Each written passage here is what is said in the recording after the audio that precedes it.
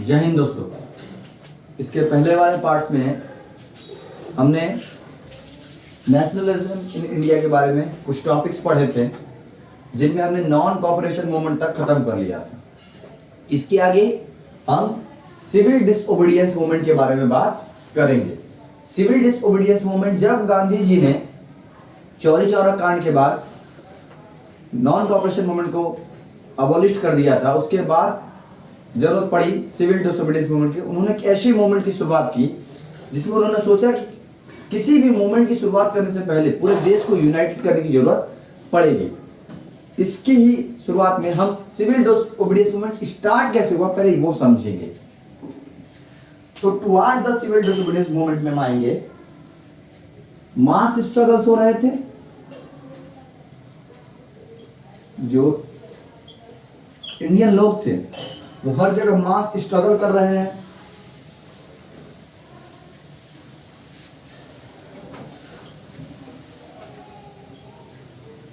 गांधी जी का ऐसा कहना था कि लोग प्रॉपरली ट्रेंड होने चाहिए किसी भी मूवमेंट को स्टार्ट करने से पहले। और होना क्या चाहिए, इस मूवमेंट को स्टार्ट करने के पहले दो फैक्टर्स आते थे, टू फैक्टर्स। इसके पहले दो फैक्टर आएंगे।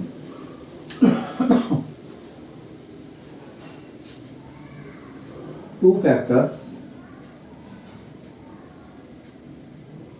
that shaped the Indian politics। वो दो फैक्टर्स कौन से थे, इसके बारे में हम बात करेंगे। वो दो फैक्टर्स थे, पहला फैक्टर था साइमन कमीशन। आप सबने साइमन कमीशन के बारे में सुना होगा। तो जब ये मूवमेंट्स हो रहे थे उसी टाइम पर भारत में 1927 में टोरी गवर्नमेंट इन 1927 कमीशन आया जिसके हेड जो थे वो सर जॉन साइमन कमीशन थे, headed by John Simon commission. John Simon commission, इन्हीं के नाम पर इस कमीशन का नाम पड़ा सर जॉन साइमन कमीशन, जिनका काम था कि इंडियन कॉन्स्टिट्यूशन में या इंडिया में हो रहे पॉलिटिक्स मुद्दे पर सुधार करना।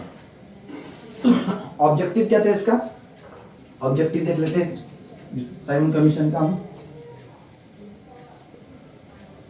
ऑब्जेक्टिव था रिव्यू करना। क्या? Review the Indian constitution, review the Indian constitution. जैसे कि मैंने बताया कि इनका काम था इंडियन कॉन्स्टिट्यूशन को रिव्यू करने आए थे, तो रिव्यू द इंडियन कॉन्स्टिट्यूशन। और उसमें कुछ चेंजेस करने ही आए थे। इस कमीशन की सबसे खराब बात ये थी, या ये डिसएडवांटेज सबसे बड़ा ये था कि इनमें जितने भी मेंबर थे वो सबके सब ब्रिटिश थे, एक भी इंडियन मेंबर्स इसमें नहीं था। इसकी वजह से ही इंडियंस द्वारा इसका विरोध किया गया, भरपूर विरोध किया गया, और एक नारा लगाया गया जिसका नाम था साइमन गो बैक। इसके पहले ये इस कमीशन का गठन हुआ और ये कमीशन इंडिया पहुंचा 1928 में। 1928 में ये कमीशन इंडिया पहुंचता है, और फिर नारे लगाने चालू हो जाते हैं, साइमन गो बैक। ये नारे तो आपने बहुत सुने होंगे, साइमन गो बैक के नारे शुरू हो जाते हैं। पूरे देश में साइमन गो बैक के नारे शुरू हो जाते हैं, और ये इसको वापस जाना पड़ता, तभी अपनी रिपोर्ट प्रस्तुत करता है। 19 कितना उतार लीजिए।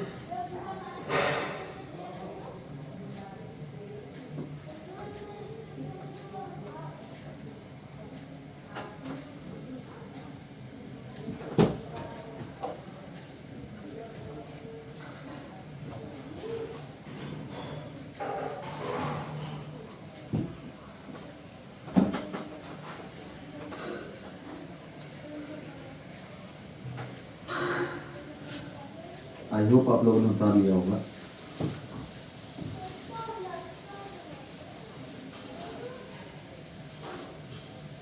फिर लॉर्ड इरविन इंडिया आता है और वो सिचुएशंस को कंट्रोल करने के लिए इंडिया को 2 ऑफर्स देता है। पहला ऑफर ये था डोमिनियन स्टेटस का, डोमिनियन स्टेटस का ऑफर देता है। फर्स्ट पॉइंट ये था गिव 2 ऑफर्स, 2 ऑफर्स दिए जाते हैं जिनमें पहला ऑफर था डोमिनियन स्टेटस का। कहने का मतलब कि आप आजाद हो जाइए, लेकिन आप डोमिनियन किसके रहेंगे? तो ब्रिटिश के, यानी आपका शासन किसका रहेगा? तो ब्रिटिश का।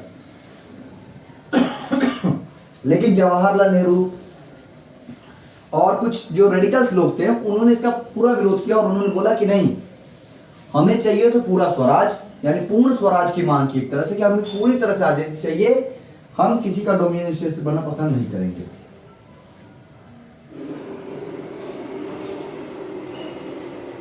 दूसरा ऑफर दिया जाता है राउंड टेबल कॉन्फ्रेंस का, राउंड टेबल कॉन्फ्रेंस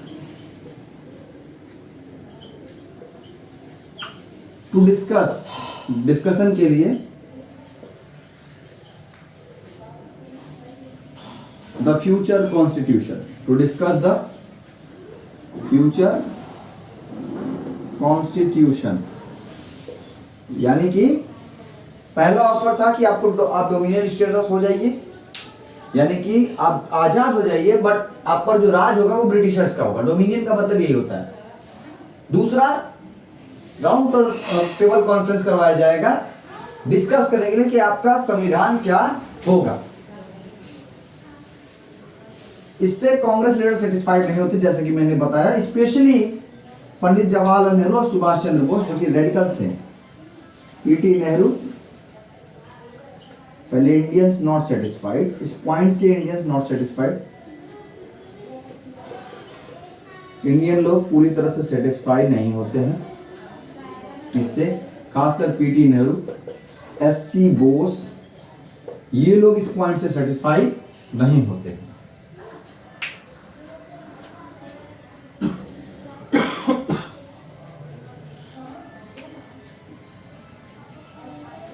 इसी के उपलक्ष्य में दिसंबर 1929 में लाहौर के कॉन्फ्रेंस में पंडित जवाहरलाल नेहरू पूर्ण स्वराज की मांग करते हैं, फुल इंडिपेंडेंस की मांग करते हैं। लाहौर के कांग्रेस सेशन में पंडित जवाहरलाल नेहरू फुल इंडिपेंडेंस की मांग करते हैं। इन लाहौर कांग्रेस सेशन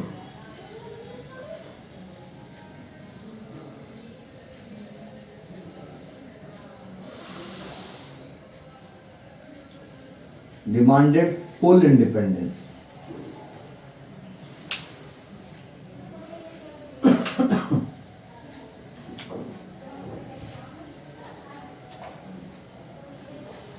और ऑफिशियल डिमांड किया जाता है रिजोल्यूशन के द्वारा, रिजोल्यूशन पास किया जाता है। इसको इरेज कर देता हूं मैं, आप लोगों ने उतार लिया हो तो।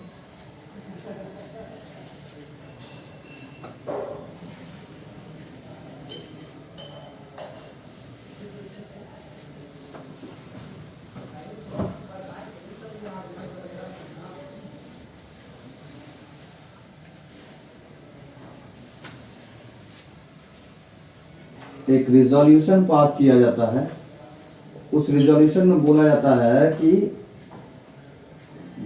फुल इंडिपेंडेंस की मांग की जाती है। Official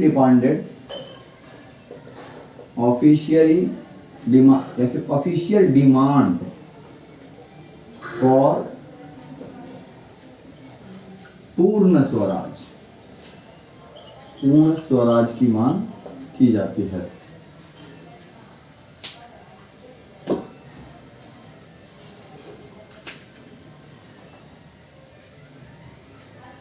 Announces on 26 Jan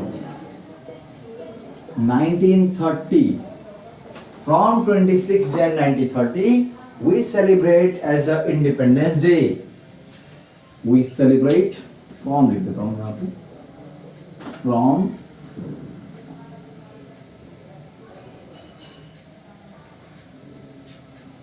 we celebrate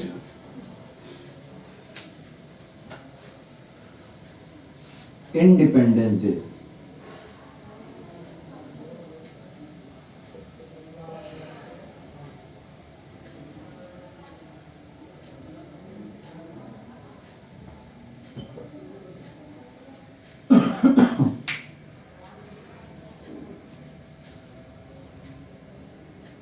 इसके बाद गांधी जी एक ऐसे मोमेंट्स को ढूंढ रहे थे जिसमें पूरे देश को यूनाइट किया जा सके, तो उन्होंने चुना नमक को। नमक को ही क्यों चुना? क्योंकि नमक सब यूज करते हैं, हर घर में नमक यूज होता था, हर धर्म के लोग यूज करते हैं। तो उसके बाद यूज होता है the salt march. The salt march simply start होता है the salt march. Civil disobedience movement में द सॉल्ट मार्च की स्टार्ट होती है। गांधी जी यूनाइट मूवमेंट एक तरह से करते हैं, सबको साथ लेके स्टार्ट करते हैं इस मूवमेंट के। सॉल्ट जो होता है, सॉल्ट को ही क्यों चुना जाता है, पहले सॉल्ट को देख लेते हैं। सॉल्ट पर अंग्रेज जो थे हाई टैक्स लगा रहे थे, सॉल्ट पर अंग्रेज जो थे हाई टैक्स लगा रहे थे।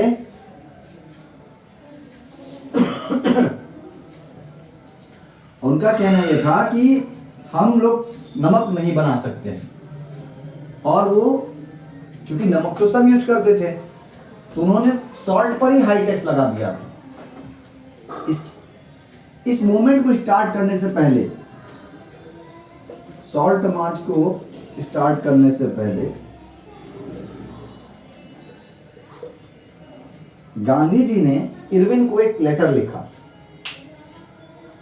जिसमें गांधी जी ने बोला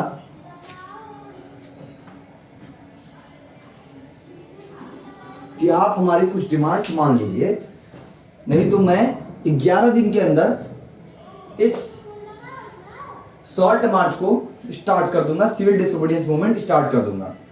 वो डिमांड्स क्या थी कि जितने भी लोग हैं उन्हें, जितने भी लोग जेल में हैं उन्हें रिलीज किया जाए। कुछ 11 डिमांड थी,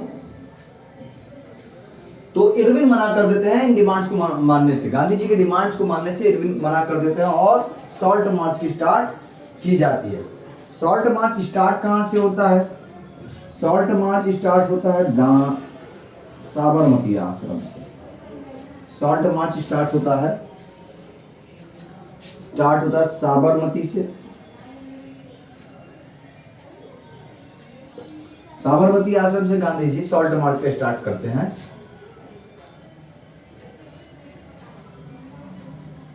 डेस्टिनेशन जाना कहां तक है? तो दांडी जाना है, जो कि 240 माइल्स यानी 240 माइल्स दूर है। ये लोग हर रोज लगभग 10 मील चलते हैं। ये लोग लगभग 10 माइल चलते हैं और 24 दिन में ये लोग डेस्टिनेशन अचीव करते हैं। यानी 6 अप्रैल 1930 को गांधी जी अपने 78 लोगों के साथ, 72 लोगों के साथ, अनुयायियों के साथ गांधी जी साबर दांडी पहुंचते हैं और सॉल्ट लॉ को ब्रेक करते हैं। दे रीच ऑन 6 अप्रैल, 12 मार्च को स्टार्ट करते हैं और 6 अप्रैल 1930 को, यहाँ डेट लिख दीजिए, 12 मार्च 1930 को ये स्टार्ट होता है। और 6 अप्रैल 1930 को गांधी जी साबर दांडी पहुंचकर नमक कानून तोड़ते हैं, नमक बनाते हैं और अंग्रेजों का नमक कानून तोड़ते हैं। इसे ही हम सॉल्ट मार्च या फिर दांडी मार्च कहते हैं। अब आपको लगता होगा कि दोनों में डिफरेंस क्या है, सिविल डिसोबीडियंस मूवमेंट और नॉन कोऑपरेशन मूवमेंट में डिफरेंस क्या है। जो सिविल डिसोबीडियंस मूवमेंट है या जो पहले नॉन कोऑपरेशन मूवमेंट जो है, नॉन कोऑपरेशन मूवमेंट में हम सिर्फ अंग्रेजों का विरोध कर रहे हैं नॉन वायलेंस तरीके से, किसी भी तरह के कानून को नहीं तोड़ रहे हैं। लेकिन जहां हम बात करते हैं सिविल डिसोबीडियंस मूवमेंट की, वहां पर हम लॉ भी तोड़ रहे हैं और अंग्रेजों का विरोध भी कर रहे हैं, जिसकी शुरुआत हमने सॉल्ट लॉ को तोड़कर की थी। ऐसे कई सारे कानून हमने उस दौरान तोड़े थे। यहां तक उतार लीजिए।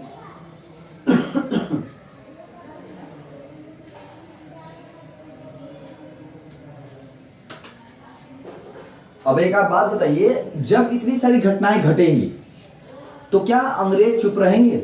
नहीं, अंग्रेज बिल्कुल चुप नहीं रहेंगे। अंग्रेज तो एक्शन लेंगे। तो अंग्रेज भी कुछ एक्शन लेंगे। अब हम एक्शंस को देखेंगे कि अंग्रेजों ने क्या किया। ऐसी जब घटनाएं घट रही है देश में, तो उसके बाद अंग्रेजों ने क्या किया।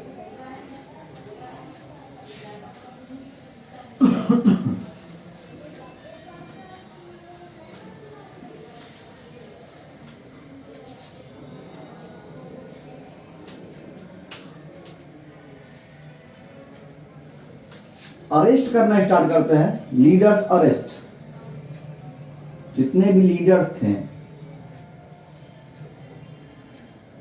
उनको अरेस्ट करना चाहता। सबसे पहले मतलब अगर बात की जाए तो अब्दुल गफ्फार खान को अरेस्ट किया जाता है। अब्दुल, जिनको हम फ्रंटियर गांधी भी बोलते थे, Abdul Ghaffar Khan arrested in 1930। Arrested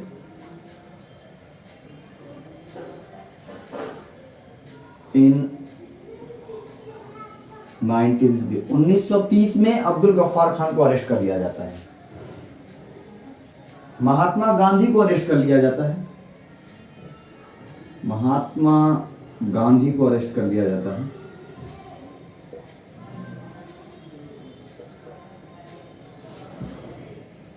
और भी लीडर थे, जैसे पंडित जवाहरलाल नेहरू को अरेस्ट कर लिया जाता है। तो अरेस्टिंग स्टार्ट हो जाती है।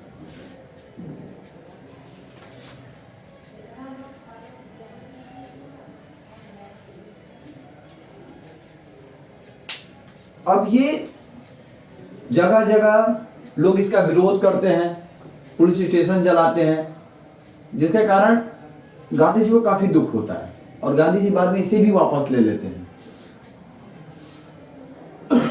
लेकिन अब समझिए ये मूवमेंट फेल क्यों हुआ। इस मूवमेंट के फेल होने के कारण थे, जैसे सभी के सभी ने पार्टिसिपेट नहीं किया। Not every people participate in civil disobedience movement. जैसे दलित, पहले तो दलित ने इसमें पार्टिसिपेट क्यों नहीं किया? दलित लोगों ने इसमें पार्टिसिपेट क्यों नहीं किया? दलित लोग, क्योंकि दलित लोगों को उस तरह का सपोर्ट नहीं मिला। जो नेहरू थे, जो हाई क्लास लोग थे, यानी जो हाई कास्ट के लोग थे, वो टैक्स देते थे, जिससे सरकार को फायदा होता था। या कहा जाए नेहरू जो थे वो हाई क्लास लोगों को नाराज नहीं करना चाहते थे, लेकिन गांधी जी इनके फुल सपोर्ट में थे। गांधी जी कैसे करते, जो दलित होते वो हरिजन है, यानी कि भगवान की संतान है। और डॉक्टर भीमराव अम्बेडकर भी इनका सपोर्ट करते थे, जिनके ही इसी के इन्हीं के सपोर्ट में डॉक्टर बी आर अम्बेडकर ने डॉक्टर बी आर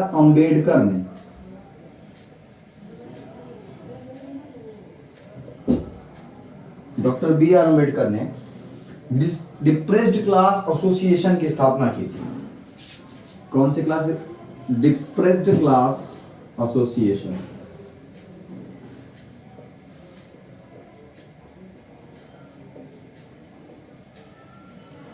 इनके सपोर्ट में डॉक्टर बी आर अम्बेडकर ने कई सारे कानून बनाए थे, कई सारे एसोसिएशन, जिनमें से एक था डिप्रेस्ड क्लास एसोसिएशन। और गांधी जी ने अबॉलिश कर दिया, मतलब डॉक्टर बी आर अम्बेडकर बिल्कुल इनके सपोर्ट में थे। और सेपरेट इलेक्टोरेट की मांग की थी डॉक्टर बी आर अम्बेडकर ने। Separate electorate,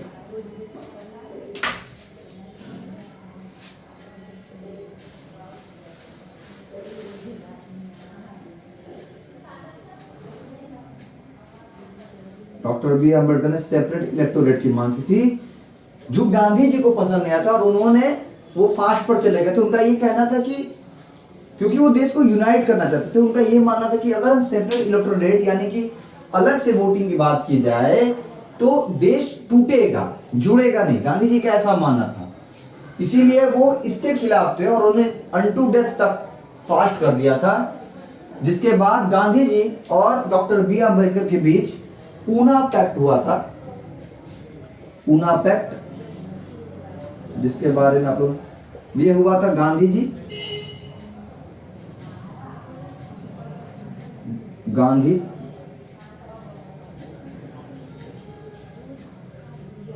and B R Ambedkar, इनके बीच, बी आर अम्बेडकर, इनके बीच पूना पैक्ट हुआ था, जिसमें गांधी जी ने बोला कि नहीं सेपरेट इलेक्टोरेट नहीं, लेकिन हाँ हम इन्हें रिजर्व देंगे, रिजर्व सीट्स देंगे, ठीक है। इसीलिए आज भी आप देखेंगे कि इनके लिए रिजर्वेशन रखी जाती है। तो इसके फेल होने का सबसे बड़ा कारण दलित भी थे। दूसरा जो एक रीजन था, अगर मैं इसको इरेस्ट करूं तो दूसरे जो रीजन है वो थे मुस्लिम कम्युनिटी, मुस्लिम कम्युनिटी।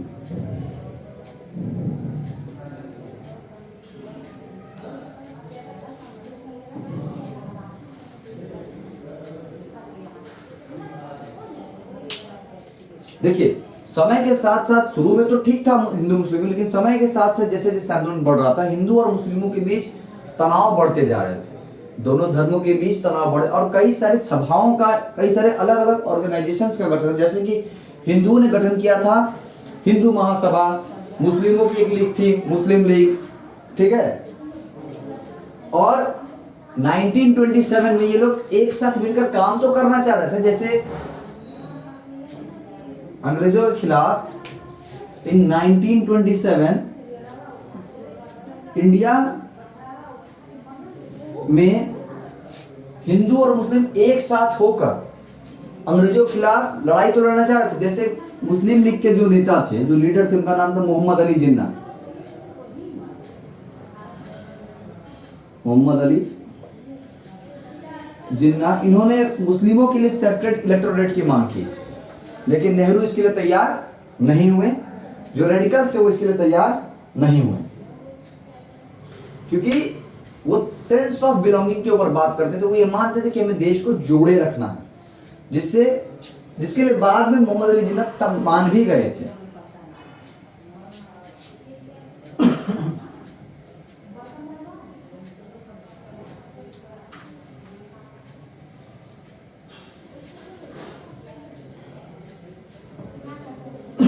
इसके बाद हमने कई सारे आंदोलन किए और देश को आजादी दिलाई।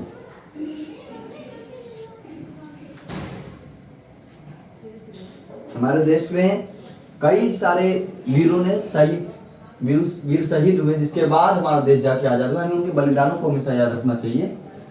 तो आप देख रहे हैं कि 1927 में मोहम्मद अली जिन्ना ने मुस्लिमों के लिए सेपरेट इलेक्टोरेट की मांग की, जिसको नकार दिया गया हिंदुओं के द्वारा या कई नेताओं, कांग्रेस के नेताओं के द्वारा।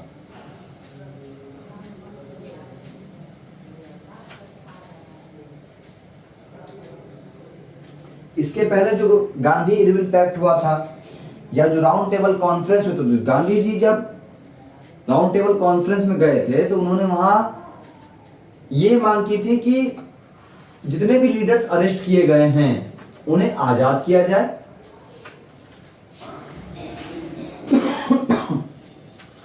और कई सारी चीजें मांग की थी।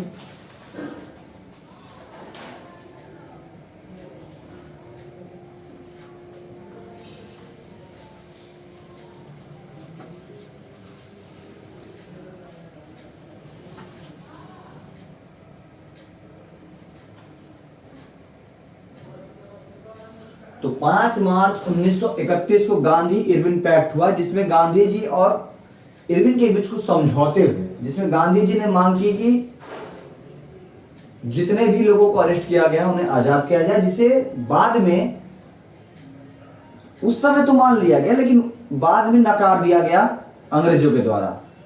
जैसे जब गांधी जी लंदन से वापस आए राउंड टेबल कॉन्फ्रेंस के बाद, तो उन्होंने ये पाया कि जो लोग थे वो अभी भी अरेस्ट हैं, यानी कि अंग्रेजों की कैद में हैं। जैसे पंडित जवाहरलाल नेहरू, अब्दुल गफ्फार खान अभी भी कैदी में है, जिससे गांधी जी बहुत ज्यादा दुखी हुए थे। और कांग्रेस को इल्लीगल घोषित कर दिया गया था। कांग्रेस को इल्लीगल घोषित कर दिया। हाउ? आप देखिए कि इसके बाद कांग्रेस को इल्लीगल घोषित कर दिया गया था। अब देखिए, जैसा कि मैंने बताया कि दलित और मुस्लिम लीग तो अपने पॉइंट समझ लिए फेल होने के। अब बिजनेस क्लास पे आते हैं। बिजनेस क्लास के भी लोग थे।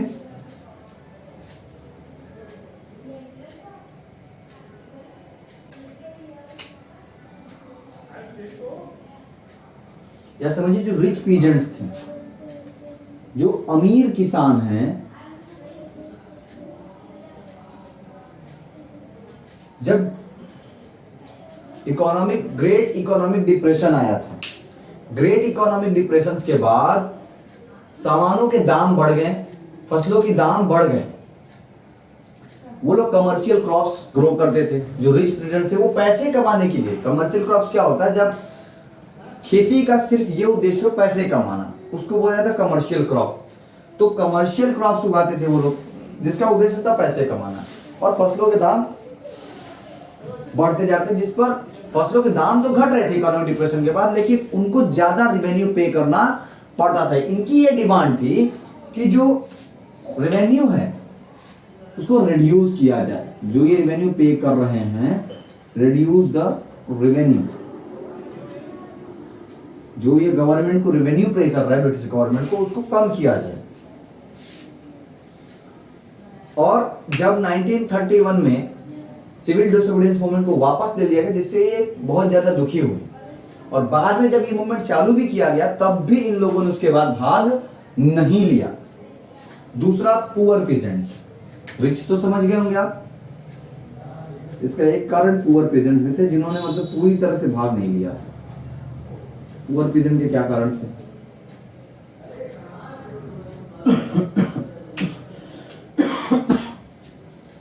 पुअर पीजेंट्स, एक बात तो कांग्रेस सपोर्ट नहीं कर रही है, पूरी तरह से कांग्रेस सपोर्ट नहीं कर रही है। जैसे कि नेहरू और जो बड़े बड़े नेता हैं, वो पूरी तरह से सपोर्ट नहीं कर रहे हैं। उसका एक कारण था कि वो रिच पीजेंट्स को, या जो अमीर क्लास के लोग हैं, उनको नाराज नहीं करना चाह रहे हैं। अब आते हैं बिजनेस क्लास पे।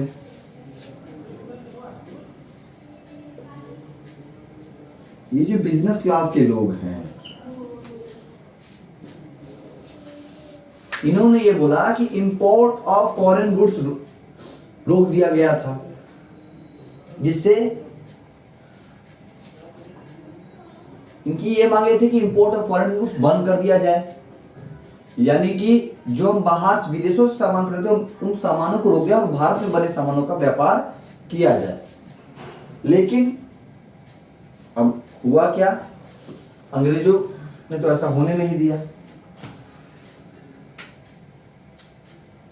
इन्होंने इसके लिए 2 फेडरेशंस भी बनाई थी, 2 फेडरेशंस।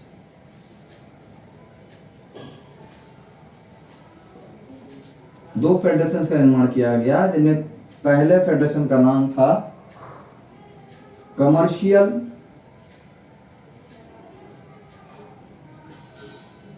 कांग्रेस। कमर्शियल कांग्रेस नाम की फेडरेशन की स्थापना की 1920। In 1920 they formed commercial Congress. Second, FICCI की स्थापना की गई। फिक्की का full form federation of Indian chamber of commercial of commerce and industries, of commerce and industries, इसकी स्थापना की गई 1927 में।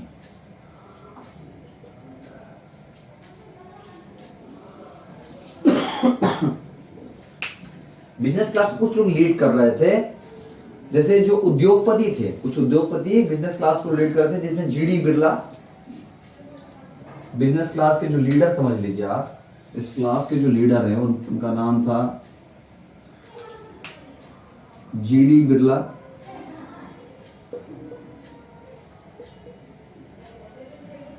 पुरुषोत्तम दास,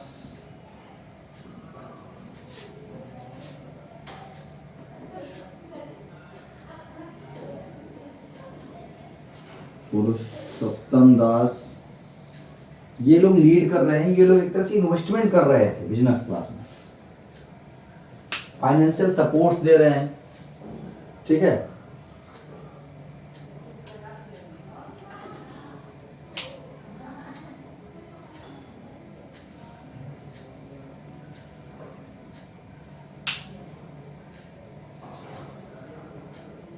अब समझते हैं जो वर्किंग क्लास है उन्होंने सपोर्ट किया। पूरी तरह से तो वर्किंग क्लास ने बिल्कुल भी सपोर्ट नहीं किया था, एक्सेप्ट नागपुर को छोड़ दिया जाए तो वर्किंग क्लास ने कहीं भी सपोर्ट नहीं किया। अगला जो भागीदारी आएगा वो था कंट्रीब्यूशन ऑफ वुमेन्स। अगर आप वुमेन्स की बात करें तो वुमेन्स ने हर जगह वुमेन्स ने पार्टिसिपेट किया, वुमेन्स ने हर जगह लगभग पार्टिसिपेट किया। जैसे कि आप दांडी मार्च ले लो या जालियांवाला बाग ले लो, या जितने भी आंदोलन हुए उसमें कहीं ना कहीं वुमेन्स का भी सपोर्ट रहा था।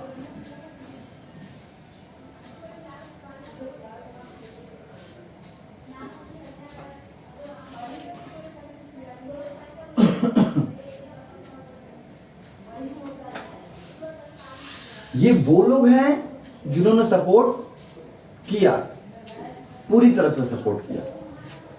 इसके पहले मुस्लिम लीग या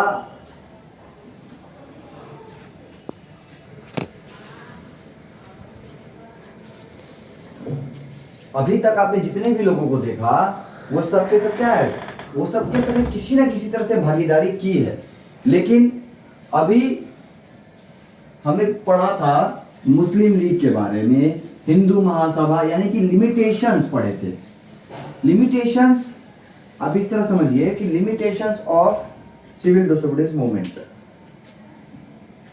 इसके पहले भी आप अगर वीडियो को बैक करेंगे तो आपको दिखेगा कि मैंने इनके बारे में डिस्कस किया है, limitations of civil disobedience movement. इनमें नॉट ऑल सोशल ग्रुप्स, समाज में सभी लोगों ने तो भाग दिया नहीं था। जैसे कि मैंने बताया कि मुस्लिम लीग, हिंदू महासभा, धर्म के नाम पर जो भेदभाव हुए थे उन सब ने पूरी तरह से भाग तो लिया नहीं, ठीक है। दलित दलित के बारे में हमने बात की, दलित ने भी पूरी तरह से सपोर्ट नहीं किया, या कहिए कि हमने दलित का पूरी तरह से सपोर्ट नहीं किया। गांधी जी ने दलितों का पूरी तरह से सपोर्ट किया, लेकिन नेहरू बड़े वर्ग के लोगों को नाराज नहीं करना चाहते थे, जिसकी वजह से पूरी तरह से सपोर्ट हासिल हो ही नहीं पाया। सेपरेट इलेक्टोरेट की मांग कर दी मुस्लिमों ने, जिसको हमने पूरी तरह से मना कर दिया। वहीं डॉक्टर बी.आर. अम्बेडकर और गांधी जी के बीच कुछ पैक्ट हुए रिजर्व सीट्स को लेकर। सेपरेट इलेक्टोरेट की मांग की डॉक्टर बी.आर. अम्बेडकर ने, जहां पर गांधी जी ने अनटू डेथ कर दिया, फास्ट किया, और बाद में जाकर पुनः पैक्ट हुआ गांधी जी और डॉक्टर बी.आर. अम्बेडकर के बीच, जिसमें उनको रिजर्व सीट्स देने की सहमति बनी कि जो डिप्रेस्ड क्लास के लोग हैं उनको रिजर्व सीट्स दी जाएगी, सेपरेट इलेक्टोरेट नहीं। इसके बाद हम आते हैं द सेंस ऑफ बिलोंगिंग। हमने लिमिटेशंस पढ़ लिए, लिमिटेशंस में आप लिख सकते हैं पहला पॉइंट दलित, जो कि मैंने बताया। दूसरा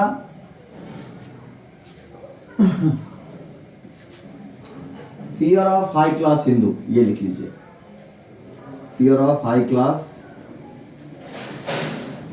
या fear of high class, fear of high class Hindu, जिसमें इसी के अंदर पूना पैक्ट हुआ था Gandhi and doctor B R. Ambedkar के बीच। अब हम देखेंगे सेंस ऑफ बिलोंगिंग, यानी कि हमें क्या जोड़े रखता है। अभी हमने लिमिटेशंस बात की, एडवांटेज बात की है, लेकिन तब भी इतने सारे, क्योंकि हमारा देश पूरी तरह से डाइवर्स है। आप अगर समझेंगे तो हमारे देश में बहुत ज्यादा डाइवर्सिटी है, अलग अलग धर्म के लोग, अलग अलग जाति के लोग होते हुए भी हम सब एक हैं। जब देश की बात आती है तो हम सब एक साथ खड़े होते हैं, इसमें कोई दो राय नहीं। सेंस ऑफ बिलोंगिंग की बात की जाए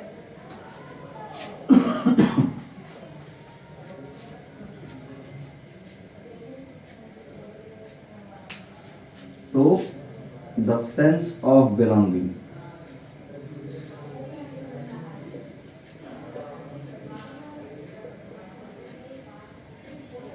तो यूनाइटेड स्ट्रगल्स किए थे हमने।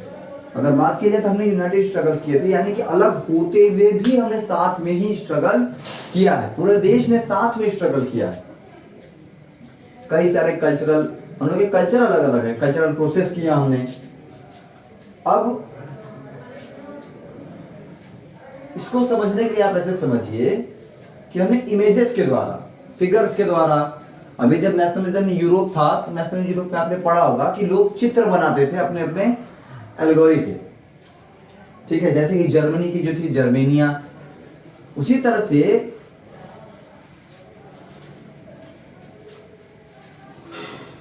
रविंद्रनाथ टैगोर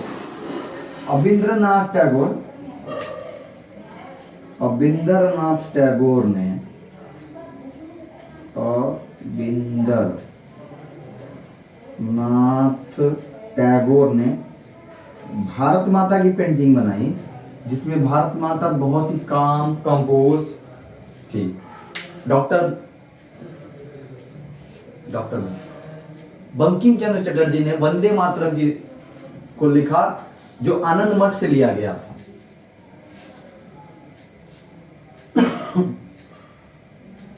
स्वदेशी मूवमेंट के बाद 1905 के बाद बंकिम चंद्र चटर्जी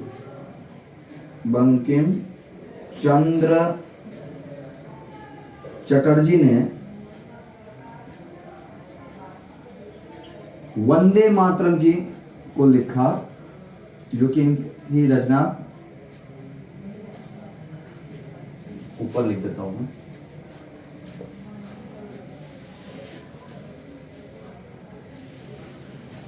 बंकिम चंद्र चटर्जी ने वंदे मातरम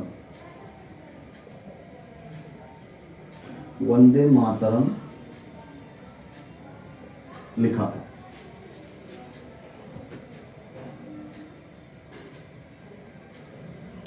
फ्लैग भी कुछ कारण थे, आपके एग्जाम में आ सकता है कि फ्लैग भी यूनिटी के एक थे कारण। सेंस ऑफ बिलोंगिंग का एक कारण फ्लैग भी रहा है। हमने फ्लैग भी लिए थे, जैसे एक फ्लैग था जिसमें 8 कमल थे, 8 लोटस थे, ग्रीन, येलो, रेड, 8 लोटस यानी 8 कमल के फूलों के साथ बंगाल प्रोविंसी वाले में हमने एक फ्लैग लिया था। दूसरा जो स्वराज फ्लैग है, उसको डिजाइन किया था गांधी जी 1921 में। स्वराज फ्लैग जिसको बोला जाता है, स्वराज फ्लैग, जिसमें 3 रंग थे, रेड, ग्रीन और व्हाइट, और बीच में चरखा था जिसको स्पिंडल व्हील बोलते हैं हम, चरखा, स्पिंडल व्हील।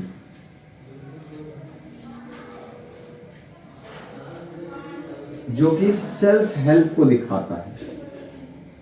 स्पिंडल व्हील किसको दिखाता है? सेल्फ हेल्प को। व्हाइट जो है शांति का प्रतीक है। इसके बाद रिप्रेजेंटेशन इन हिस्ट्री भी हुई थी। अगला जो पॉइंट होगा सेंस ऑफ बिलोंगिंग में ही, वो था रिप्रेजेंटेशन ऑफ हिस्ट्री। हमने अपने इतिहास को देखा। हमारा जो इतिहास रहा है वो बहुत ही समृद्ध, बहुत ही ज्यादा प्रॉस्पर रहा है। ठीक है, हमारे इतिहास में हमने देखा कि हमारा जो कल्चर था कितना समृद्ध रहा है, हम कितने अच्छे लोग थे, हमारा देश कितना अच्छा है, ठीक है, जिससे हमारे अंदर एक सेंस ऑफ बिलोंगिंग की भावना आई और हम एकजुट होकर देश की आजादी में भाग ले सके। तो आप लोगों ने देखा इस पूरे लेक्चर में हमने देख पाया कि हमारा जो देश है वो कैसे अपने अंदर नेशनलिज्म की भावना को लेकर आया और हम कैसे आजाद कर पाए देश को। इसके आगे कई सारे और भी मोमेंट्स हैं जिनके मैंने नाम नहीं लिए क्योंकि आपका चैप्टर यहीं तक है। अगर बात की जाए तो आपने देखा हो कि गांधी जी का बहुत बड़ा रोल रहा है इसके अंदर, आप इसे गांधीयन एरा भी बोल सकते हो।